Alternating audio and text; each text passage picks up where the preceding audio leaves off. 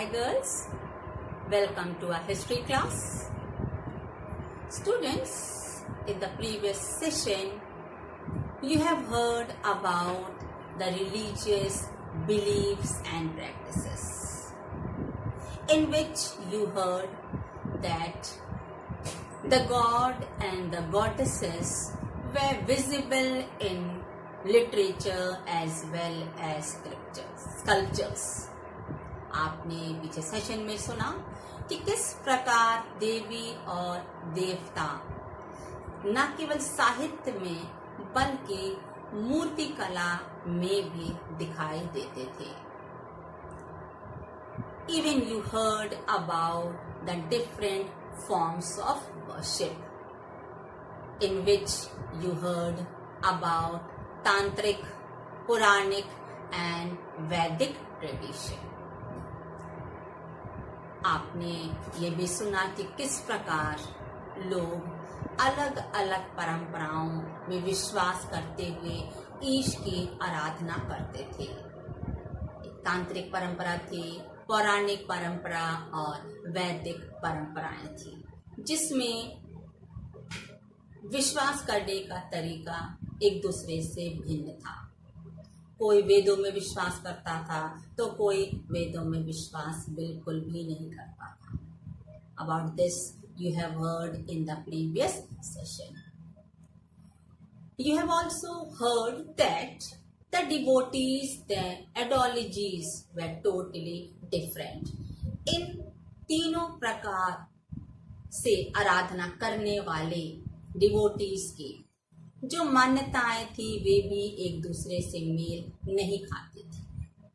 So when we speak about worshipping, when we speak about prayers, when we speak about the god and goddesses, of course there will be different ways to worship God or to pray to him. With this, our today's topic number 2. Topic 1 you have heard yesterday. Our today's topic number 2 is poems of prayer.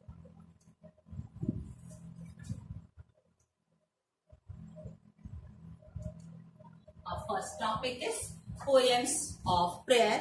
उपासना की कविताएं, अर्थात किस प्रकार कविताएं लिखी गईं. संत कवियों के द्वारा कविताएं लिखी गईं और उन कविताओं के माध्यम से ईश की आराधना की जाती थी.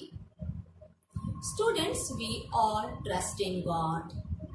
We all of us pray in different ways. Some of us, we read the holy scriptures. Sometimes we sing, we chant the hymns, and sometimes we read the poems. So here in this topic, you will be hearing about the early tradition of bhakti. हम सभी प्रार्थनाएं करते हैं. कभी ये प्रार्थना गायन के द्वारा होती है, कभी संत कवियों के द्वारा लिखी गई कविताओं को पढ़कर होती है और कभी कभी पवित्र ग्रंथों के पठन पाठन और अध्ययन से होती है. आज इस शीर्षक के अंतर्गत हम भक्ति की परंपरा के बारे में पढ़ेंगे कि आरंभ में किस प्रकार भक्ति परंपरा प्रचलित थी. So children, in the early tradition of bhakti, the poet saints, they emerged as the leader around the community of devotees. जो ये संत कवि थे, ये समाज में इधर उधर फैले हुए थे. अपनी कविताओं के माध्यम से लोगों को ईश्वर के बारे में संदेश देते थे. And the Brahmins were the mediators between devotees and God. जो ब्राह्मण थे, आप शुरू से जानती हैं कि ब्राह्मण पुरोहित के रूप में माने जाते थे, समाज के उच्च वर्ग के रूप में माने जाते थे और ये ब्राह्मण ही पवित्र ग्रंथों में लिखे गए संदेश को, the messages which were written in the holy scriptures, they only read and they only tell the devotees tell the people. So they are all working like mediators. In each of us know whichever religion we belong to, but we all believe in one God. So there are different people, purohits, pandits, Maulvis. They only tell us about the holy scriptures, whatever messages are written by the prophets or by the Brahmins. Then it is said that, and you have already heard, that the women and the lowest class of the society, they too got the right, or the Brahmins, they did not ignore these people. They also gave them the privilege to read the Vedas.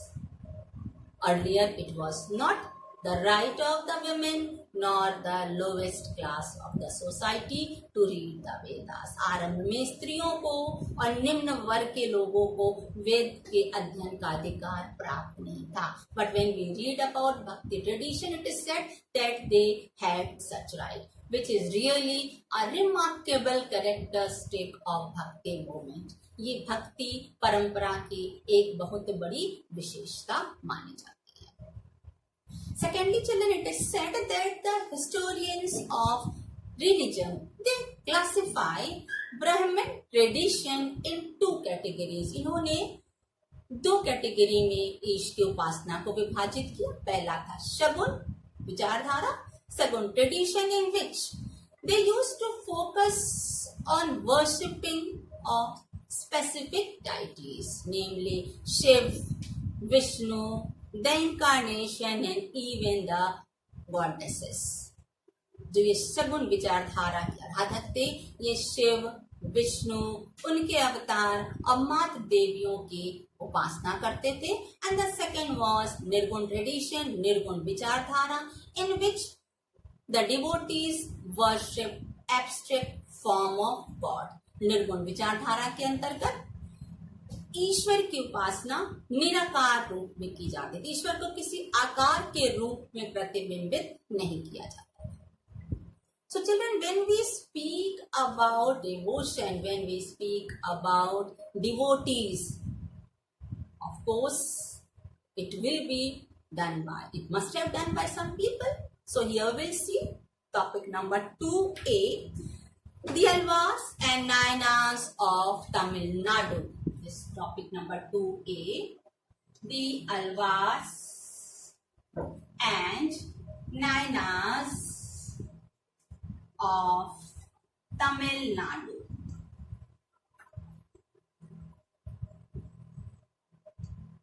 Tamil Nadu के ये अलवार और नायनार जो ये कवि संत थे, इनके बारे में हम पढ़ेंगे. Children, the earliest Bhakti movement in 6th century, 6ठी शताब्दी में आरंभिक भक्ति आंदोलन इन्हीं के द्वारा, अलवार और नायनार के द्वारा, इन्हीं के द्वारा लेड किया गया. इन्हीं के आप कह सकती हैं कि अंडर में इन्होंने ही उस मूवमेंट को, उस आंदोलन को लीड किया. इन्होंने किसमें?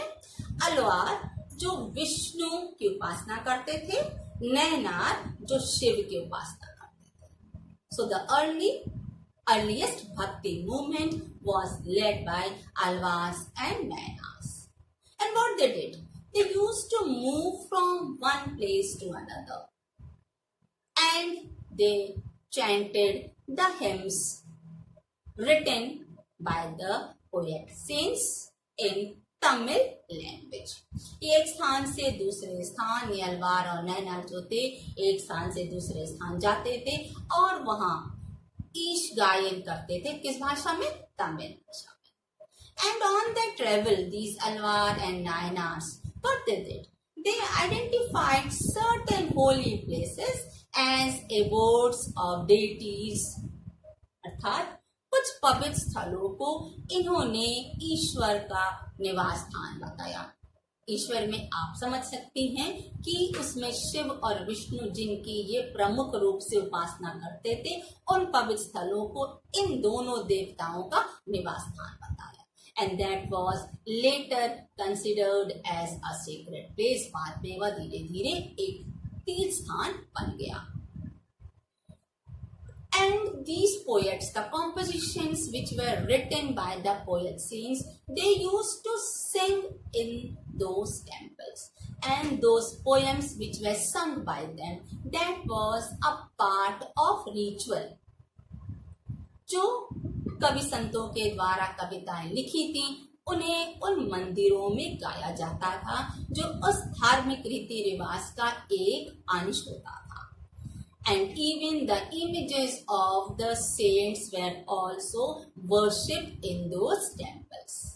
उन मंदिरों में जो देवी देवताओं की प्रतिमा होती थी, जो सेंट कबीर की जो प्रतिमा होती थी, उनकी आराधना की जाती थी। जब आराधना की जा रही है तो वह जनसाधारण के द्वारा की जा रही होगी, तो आखिर उस जनसाधारण को किस प्रकार से समाज में आंकते थे? How were they considered? So with this, our topic number B is attitude towards caste. Topic number B is attitude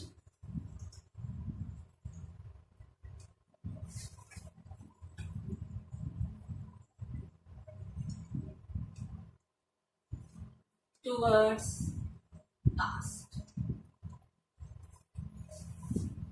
2.2 number B, attitude towards caste. जाति प्रथा अर्थात किस प्रकार से समाज में जाति के लिए क्या स्थान था, क्या भेदभाव था या समानता थी, हम इस टॉपिक में पढ़ेंगे।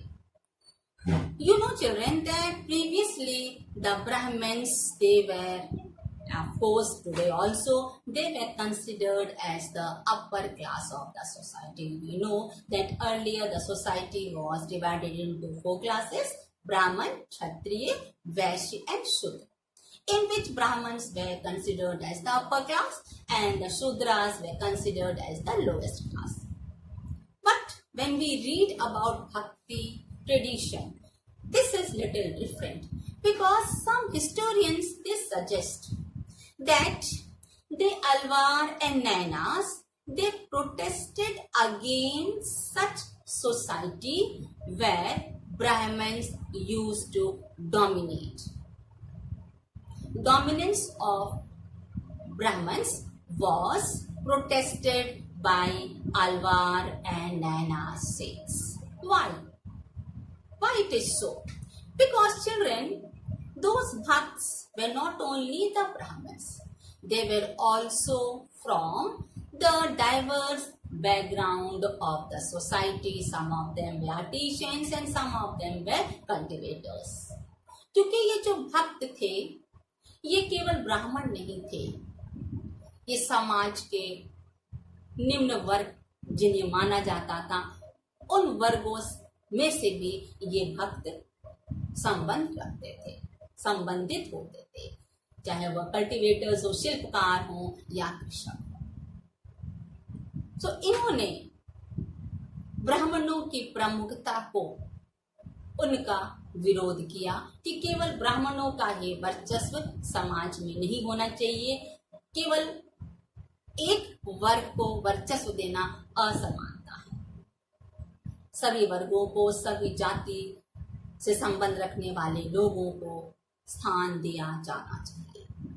And the next, the compositions which were written by Alvar and Naina saints, the poet saints, they also had equal importance as Vedas. जो अलवार और नायनार सेंट्स ने, पोएट सेंट्स ने, कवि संतों ने जो रचना की, उनको वेदों के समान ही प्रमुख माना गया, महत्वपूर्ण माना गया। Because the example is a composition written by those saints named as नलियारा Divya Prabandham. इनके द्वारा लिखित कविता का कॉम्पोजिशन जो था, संग्रह था, जिसे नलियारा दिव्य प्रबंधम के नाम से जाना जाता है। ये एक तमिल ग्रंथ था, तमिल वेद था। This was considered as Tamil Veda and it had the same significance as the four Vedas, which was written in Sanskrit and it was cherished by the Brahmins. जो चार वेद जिनके बारे में आप जानती हैं, उन चार वेदों को जिन्होंने ब्राह्मणों ने लिखा, ब्राह्मणों द्वारा पोषित किया गया, ये चारों वेद के समान ही तमिल भाषा में लिखा यह वेद नली याराद्य प्रबंधम महत्वपूर्ण माना गया, समान माना गया. To point number C. Point number C is women devotees. Point number C, women devotees.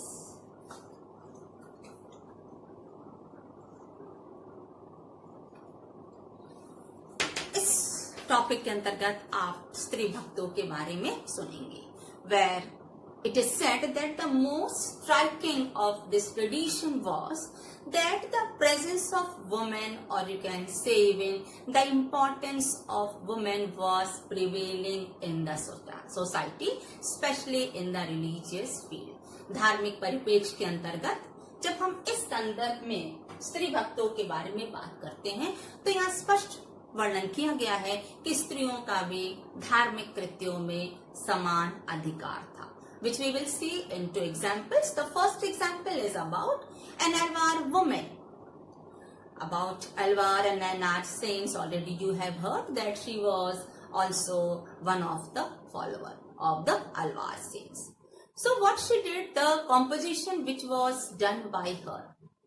ये अलवार स्त्री अर्थात जो अलवार और नायनार संतों के बारे में आपने सुना, तो ये अलवार संतों के भक्त थी, फॉलोवर थी, अनुयायी थी. तो जो कुछ भी इसने संकलन किया, जो कुछ भी लिखा, जैसे आपने पीछे संत कवियों के बारे में पढ़ा है, उसी प्रकार जब इस अलवार स्त्री ने जो कुछ भी लिखा, जिन गीतों को रचित किया, उनको न केवल उस समय बल्कि आज भी गाया जाता है. The composition which was done by her are still sung and it was widely in practice.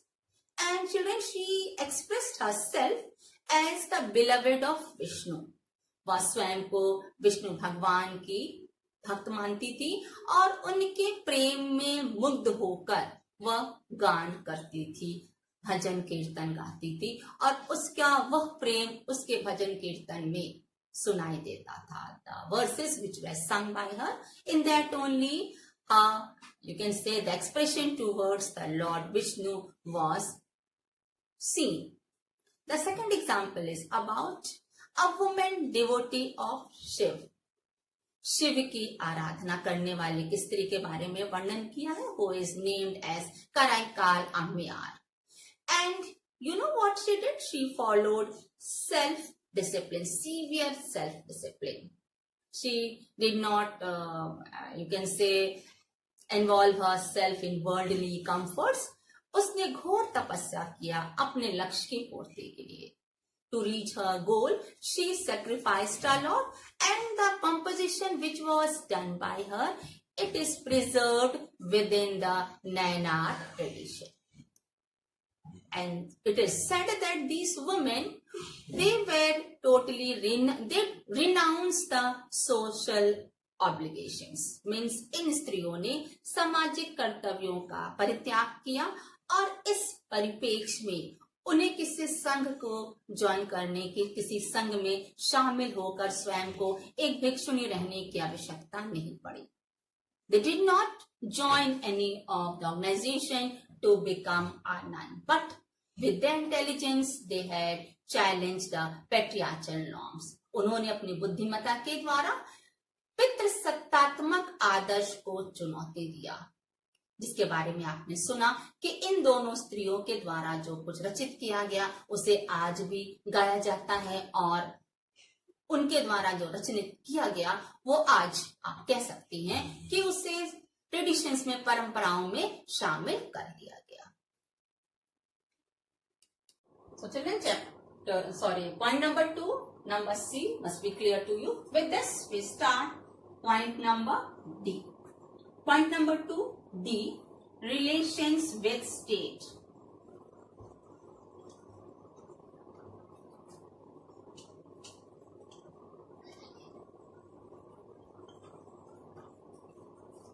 Relations with state, राज्यों के साथ संबंध के बारे में, अर्थात क्या इन धर्म के प्रचार को करने में राज्य ने अपना सहयोग दिया या नहीं, अगर दिया तो किस प्रकार दिया, this will be explained in this topic. Students, in chapter 2 you have read about the chiefdoms of Tamil region. आपने चैप्टर 2 में सरदारियों के बारे में पढ़ा था कि किस प्रकार उनका समाज पर वर्चस्व था. Even you have heard about the existence of state as Pallav and Pandyas between 6th to 9th century. राज्यों का उद्भव और विकास हुआ उसी परिप्रेक्ष्य में पल्लव और पांड्य राज्य की स्थापना हुई 6 से 9 शताब्दी के बीच.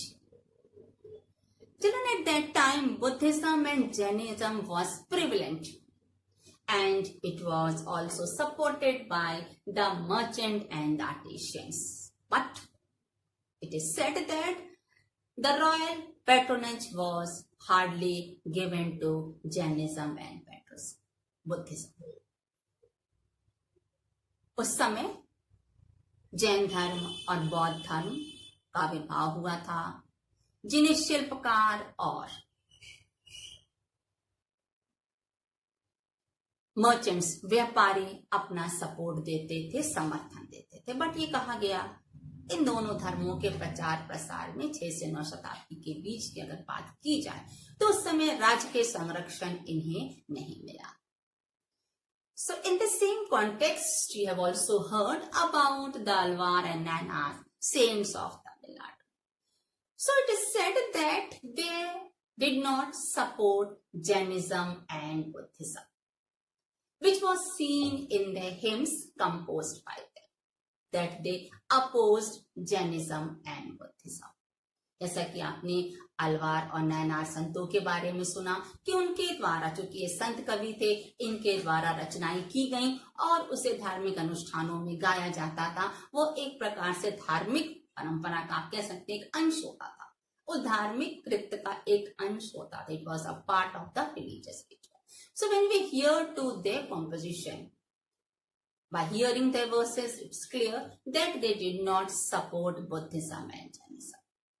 So the historians, they assessed, might be, that at that time those people, those saints, they wanted to receive royal patronage. For this they used to compete with each other. शायद ऐसा कहा गया इतिहासकारों के द्वारा. उन्होंने अनुमान लगाया कि राज्य के संरक्षण प्राप्त करने के लिए इन धर्म अवलंबियों के बीच प्रतिस्पर्धा होती थी कि किसे राज्य के संरक्षण मिले जिससे उसके धर्म का विस्तार हो. इसके लिए बहुत अच्छा एग्जाम्पल आपका अशोक के काल का है, जिन्होंने बौद्ध धर्म को राज्य के संरक्षण दिया था, जिसके बारे में आपने पीछे पढ़ा है.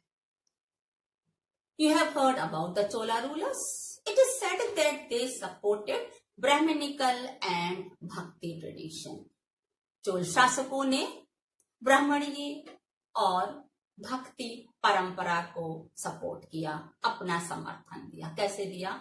They had given the land on grants on which the temples were built. उन्होंने भूमि दान में दी जहां पर मंदिरों का निर्माण किया गया. उसमें विष्णु और शिव, इन दोनों भगवान अर्थात देवताओं के मंदिरों का निर्माण किया गया. Of course, magnificent temples of Shiv was built in Chidambaram and Tanjore by Chola rulers. चोला शासकों के द्वारा चिदम्बरम और तंजौर में शिव मंदिर का निर्माण किया गया. And it was the only time, ये वही समय था, that the Shiv was seen in bronze sculpture. कांस्य मूर्ति कला के रूप में शिव की मूर्ति पाई गई, जिसको आप यदि चाहें you can see in your book on page 145 figure 6.4.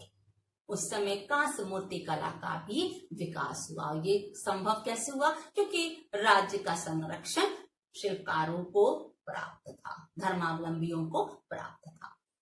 So the Nayanar saints they were revered by Vellar peasants. Vellar कृषकों के द्वारा जो नैनार संत थे उन्हें सम्मान मिलता था, सम्मानित थे. And the rulers also wanted to gain the same you can say the support of those people. So what did they do?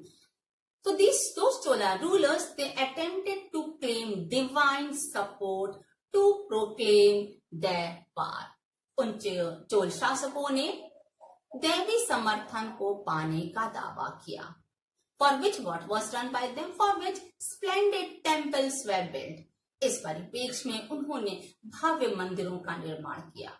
देवी देवताओं की अर्चना में उन पर विश्वास रखने के लिए लोगों को अपने ओर से भी संदेश दिए, अपना समर्थन दिया. Even the rulers introduced Tamil Shiv hymns in temples under their royal patronage. जो तमिल शिव के पास नहीं तो जो हिम्स बने थे, जो गायन होता था, उसे भी उन्होंने राजकीय संरक्षण दिया, जिससे उसका विकास हो सके, उसे बढ़ावा मिल सके.